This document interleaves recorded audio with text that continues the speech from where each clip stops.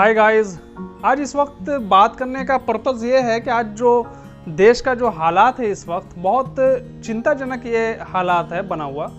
और अभी अभी जो है यूपी का चुनाव है, आप सभी जानते हैं। और इस वक्त क्या चल रहा है, कोरोना का जो मुद्दा है जिससे देश को आर्थिक तौर से भी और राजनीतिक तौर से भी हर तरीके से जो है देश को नुकसान हो रहा है। और सिर्फ हमारे ही देश को नहीं बल्कि पूरी दुनिया में जो है एक भारी नुकसान जो है सारे देशों को उठाना पड़ा है। इस समय में, कोरोना काल के समय में इतनी बड़ी महामारी जो फैली हुई है पूरे देश में, ऐसे समय में जो है उत्तर प्रदेश का अभी चुनाव होने जा रहा है। और ऐसे समय में, कोरोना काल के समय में, कोरोना का जो मुद्दा है वो बिल्कुल यूपी चुनाव के करीब आने की वजह से कोरोना का जो मुद्दा है वो बिल्कुल हटा दिया गया है। ठीक है ना। आपको मीडिया पे अब ज़्यादा कोरोना का न्यूज़ आपको देखने को मिल रहा होगा, नहीं तो आपको किसी यूट्यूब चैनल पे आपको कोई न्यूज़ देखने को मिल रहा होगा।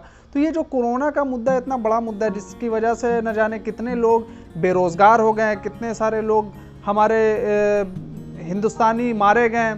तो ये सारे मुद्दे बिल्कुल ख़त्म हो चुके हैं। और मुद्दा अब क्या है भाई, मुद्दा अब क्या है, जो हमारी नेशनल मीडिया है जिसका काम था सच दिखाना, है ना। लोग पहले के टाइम में क्या होता था कि लोग जो है झूठ फैलाते थे और मीडिया जो है सच बताती थी। लेकिन अभी का टाइम में जस्ट इसका अपोजिट हो चुका है कि मीडिया झूठ बोलती है और लोग जो हैं, आम जनता जो है वो सच बताती है। तो ऐसा सिचुएशन जो है हमारे देश का क्रिएट हो रहा है। और ये खास करके क्रिएट हो नहीं रहा, बल्कि ऐसा सिचुएशन एक विशेष पार्टी, यानी खुल के बोलता हूँ कि बीजेपी के द्वारा ऐसा सिचुएशन क्रिएट किया जा रहा है।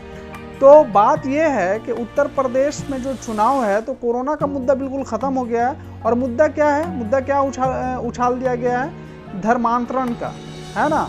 धर्मांतरण का मुद्दा, ये फलाने गली से ये मौलाना पकड़ाए गए, फलाने गली से वो मौलाना को गिरफ्तार किया गया, इन पर जो है ये कार्रवाई, उन पर वो कार्रवाई।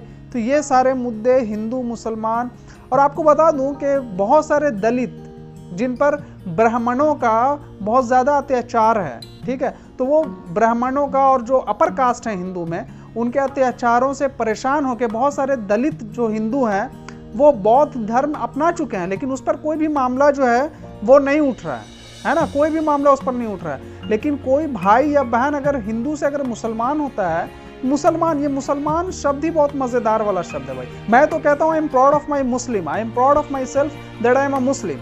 और आप सभी को, जो भी हमारे मुसलमान भाई हैं, उनको गर्व होना चाहिए कि भाई आप मुसलमान हैं। चूँकि मुसलमान शब्द से इनका जो है ना रोटी रोजी चल रहा है। ये जो हमारे हिंदू जो भाई हैं, जो राजनीतिक जो करते हैं, हमारे सारे भाई हिंदू जो है वो ख़राब नहीं बोलूँगा मैं, हमारे बहुत सारे भाई हैं जो बात को समझते हैं और भाईचारगी को प्रायोरिटी देते हैं।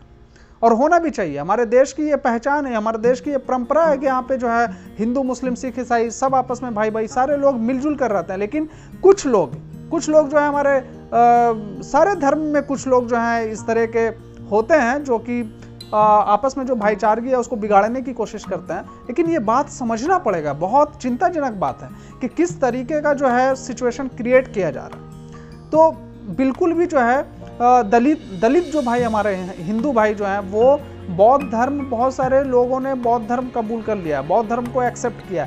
लेकिन इस पर जो है किसी भी मीडिया में, किसी भी नेशनल मीडिया में या फिर आप यूट्यूब चैनल में या कोई भी नेता इसके बारे में बात नहीं करेगा। कोई भी जो बीजेपी का नेता है, आरएसएस के जो लोग हैं इस पर बात नहीं करेंगे। लेकिन अगर कोई हमारे हिंदू भाई बहन अगर इस्लाम में अगर कन्वर्ट करते हैं, बल्कि अपनी मर्जी से कन्वर्ट करते हैं, जो कि कॉन्स्टिट्यूशन, हमारा जो संविधान है वो बिल्कुल 100% राइट देता है, लेकिन इस पर जो है बवंडर मचा दिया गया है। तो ये हिंदू मुसलमान के बीच में जो सौहार्द है, भाईचारगी है, उसको बिगाड़ने की कोशिश की जा रही है। अभी जो है सिखों और मुस्लिमों के बीच में भी जो है इस तरह का वाकया पेश आया, इस तरह का जो है सिचुएशन क्रिएट किया गया कि सिखों और मुस्लिमों के बीच में भी जो है भाईचारगी को ख़त्म करने की कोशिश की जा रही है। लेकिन ये सारे जो प्रोपेगेंडा है, ये सारे जो सिचुएशन क्रिएट किया जा रहा है, ये जो है उम्मीद करता हूँ कि ये सारे सिचुएशन जो है ख़त्म होंगे।